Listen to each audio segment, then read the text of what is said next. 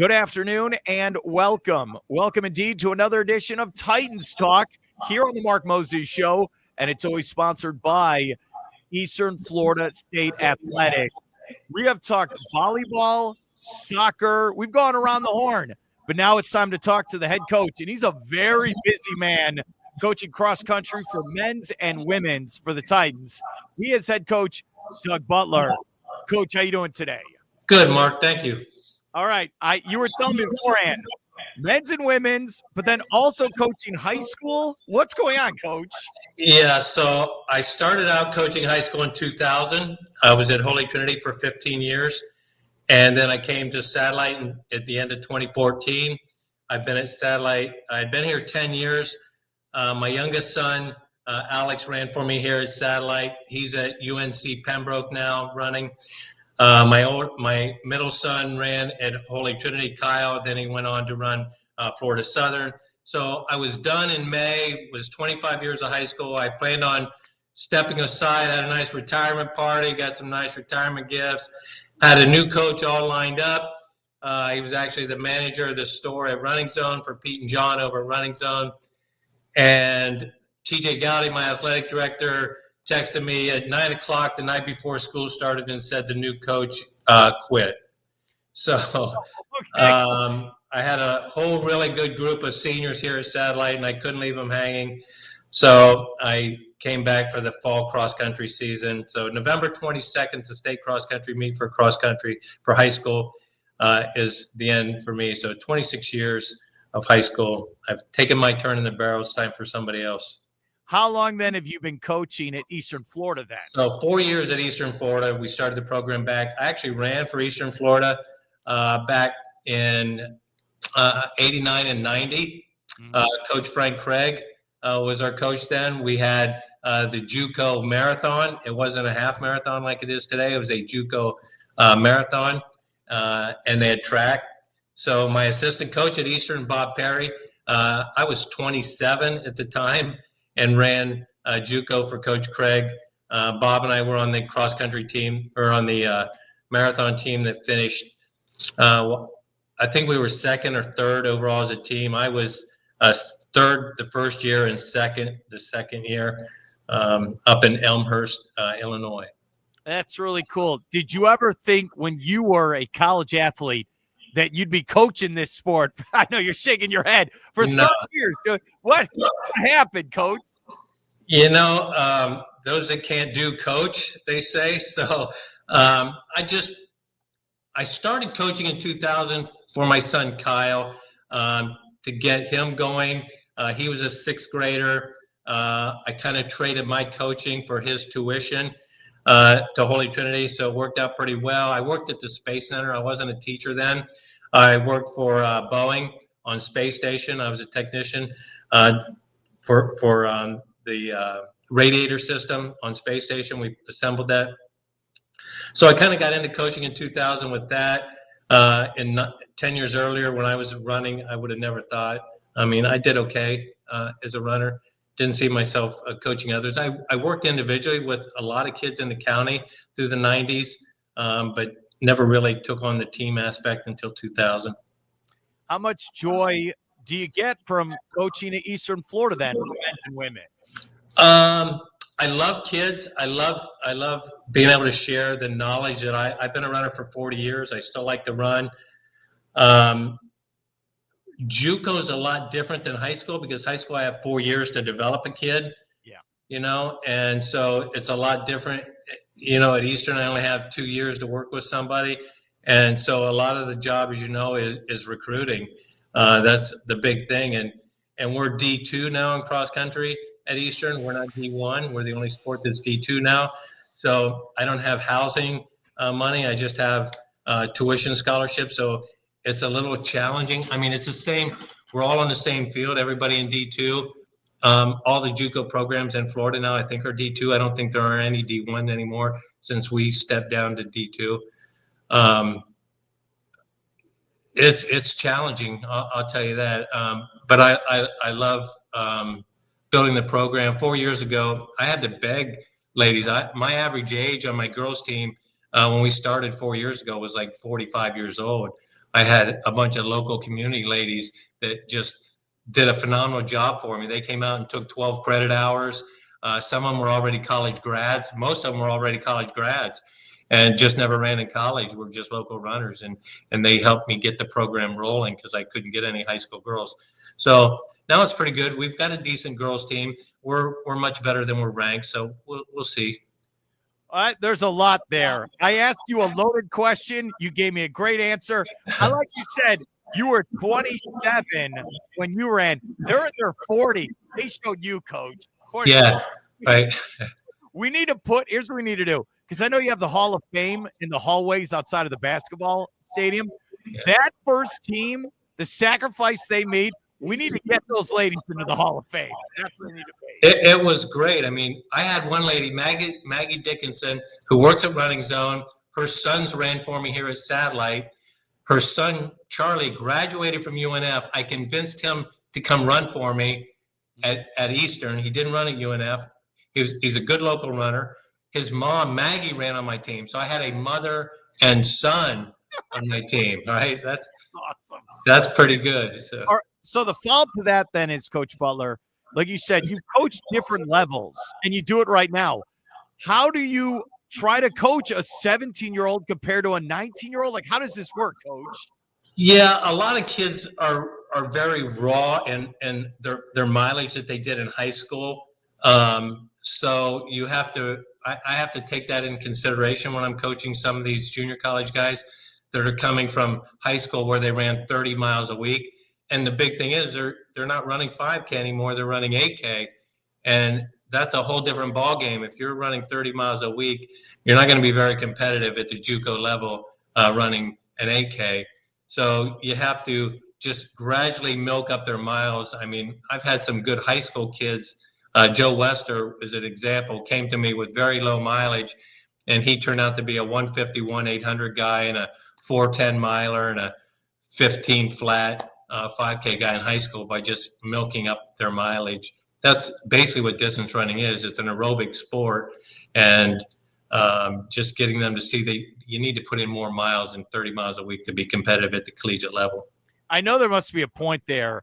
You're talking to your guys. You're like, oh, wait a minute. These are high school kids. I can't talk to them that way. I got to talk this way. Does that happen? Well, the thing about coaching college that I just absolutely love compared to coaching high school is the parent interaction. I haven't had any at the collegiate level, so it's been a blessing compared to coaching at the high school level. Parenting today in 2025 is changed drastically compared to when I first started in 2000. So I got it. Look, I was talking to some of the other coaches there on campus. Hey, when you started, also no internet, no cell phone, no social media. Everything has changed from that aspect as well, right, Coach? Yeah, high school attendance in sports, people participating. My team size has shrunk since the social media has become so prevalent with high school kids anymore. They don't want to come out and run. It's too hard. They don't need it to get to the collegiate level. Their parents have money,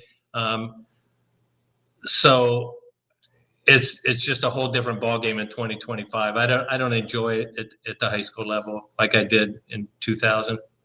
It's okay. I look, we still love you, Coach. Don't worry. We're here on the Titans Talk with the head coach for cross country, men's and women's. Yes, Doug Butler. Okay. Tell us what type of student athlete you are looking to recruit. Like when you go talk to a high school kid, what are you looking for to go play at Eastern Florida? You know, that's a great question because I lost 2 of my top 5 guys this year to academics. And to me, that's just unacceptable, completely unacceptable, because I graduated from what was BCC, Eastern Florida, all right? And I teach at Eastern Florida. I teach human adjustment psychology at Eastern Florida. So I know the classes are not ultimately just so hard these kids can't do it. It's just laziness. So I want to recruit a guy that's got a good work ethic, mainly, that they're not afraid to crack the books and do their schoolwork. And it's hard to tell when they get to college, are they going to be the same type of student that they weren't, in high school? My son Alex is a good student in college, and he wasn't a good student in high school. He came to high school to run cross country and play soccer and run track. So it's hard to tell if that kid has changed from high school to college or not. But I want a kid with a good work ethic. I want to talk to their coach, and I want coaches, and I've had a good rapport, coaching high school for 26 years now. I have a good relationship with the coaches around the state. So when I have coaches recruiting, I've got 3 girls this year that could go D1 that are very good here at Satellite. And I'm not going to lie to a coach and tell a coach that this girl's, the best work ethic ever if they're not that way. Same way on the guy side. I've never lied to a collegiate coach. So I expect high school coaches to be the same with me. So if I got a coach that I know and they tell me their kid is, got this great work ethic and everything, then I'm gone with them.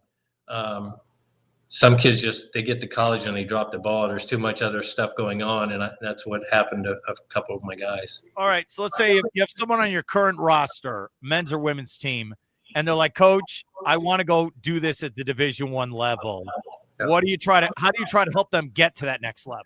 Yeah, that's part of my job, and that's what I hope to be able to do to most of my kids. And like Rachel Starr, my best runner from 2 years ago, she came to me. She was a 20:30, 20:40 5K girl, and she ran 17:50 for me after 2 years. So she's got a full ride at Delaware.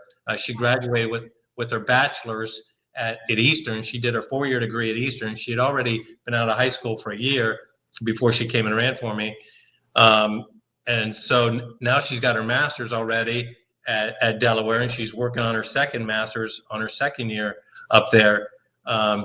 So that's my job, is to make them faster, show them that they need the academic portion as well. No D1 or D2 or D3 coach is going to want them if they're not performing in the classroom as well. So trying to get that across to them. But I've met JUCO coaches that, no, that's not my job to get them to the next level. I'm like, yeah, that really is our job, is to not just be successful at the JUCO level, but to help those kids move to the next level. And I've only had a couple that have moved on. I had a couple guys that are at Florida Southern, Trevor Cross and Simon DeVos left me after their second season, and they're running for Florida Southern. So that to me is part of success, is to get my kids to that level. I love the respect you have for your players, where your athletes just start rattling off the names. I know you love them all, don't you, Coach? Especially the ones that succeed for you. Yeah, I miss my wife's birthday every year, but I can remember my kids that ran for me. So it's Okay. Got it. Yeah. Now, all right, coming up this Friday, the FSU Invite there in Tallahassee. We're recording this on Wednesday. Are you guys going to be traveling up Thursday? What's the game plan? Yeah, we leave Thursday morning. The problem with the FSU Invite, it's a 6K for the girls, and because the NCAA runs 6K. So last year it was a 5K for the ladies. This year they bumped it to a 6K. So my girls weren't real pleased with me, and I didn't even realize it when I registered that they're running a 6K. This is the only time this year that the Eastern girls are going to run a 6K. They'll go back to 5K for the Florida Gateway meet we're at, and then for region meets a 5K, and for nationals it's a 5K. So they get a little extra distance work in. It's an extra 0.6 miles. But all the JUCO teams are there from Florida, so we'll see how we stack up on Friday. What are the men, like you were just saying 6K for women? Do men also do 6K, or what? No, we're doing 8K. The men are all running 8K. D1 men will run 8K all year until they get to their region meet, and then they'll run 10K region and nationals for NCAA. For JUCO, we stay 8K all year. All right. The routine, like you said, you're going up tomorrow. It's going to be Friday morning early. Take us through the process. Like, what time do you get up? Do you let them eat breakfast? How do you do it, Coach? Yeah, so we'll leave after breakfast. They'll get in an easy run on their own tomorrow morning. We have practice tonight. They'll run easy on their own tomorrow morning, hit the bus at 10, get to the motel, have lunch maybe on the way up, get to the hotel around 3, check in, then go to Carrabba's for dinner that night. I think the women run first at 7:40. I'm not sure. One of them is 7:40. One's at 7:40. One's at 8:20. So it's pretty early. It's a phenomenal course. It's at the Appalachia Regional Park. The World Nationals, actually the first time that the World Cross Country Championships are being run in the United States, will be on that course next December. December 26th will be on that course. I watched the NCAA Division I National Championships there. It's where our high school state meet has been since around 2010, maybe 9, 10. It's been there the past 15 years. It's just a great course. All right. So when they're running, where are you exactly? It's a pretty much like a loop course that they'll run 3 laps on. The girls will run the big loop, and then they'll run the big loop twice. The guys will run the big loop twice and the shorter inner loop once for 8K. And there's a couple trails that cut across, so you can get to the front stretch and the back stretch. And so my assistant coach, Bob, he'll be up the course a little ways, and he'll go back and forth across it. And I'll be down near the start finish line going back and forth across it. So I'll get to see them 1, 2, 3, 4, like 6 times, and he'll see them at his spot in like 6 times. So we'll be able to yell at them, scream at them, they're running too slow, things like that. And I like it. For someone who's never ran this course before, there at Tallahassee, like maybe one of your freshmen, what advice do you give them to attack this? Well, most of them have. My freshmen probably ran it in high school for their state course. Most of them made it to state, and so they got to run it at state, or they ran it for the FSU High School Invitational. The big thing for college is just getting them to go out a little bit more patient than they would if they were running a 5K. If you go out like you're running a 5K, by the time you get to 6K, you're toast, and the train's going by you in the last 2 kilometers. So you have to be patient in the 8K. The girls in the 6K, they need to go out just as hard as they are in the 5K, because an extra 0.6 isn't going to kill them. They'll be fine.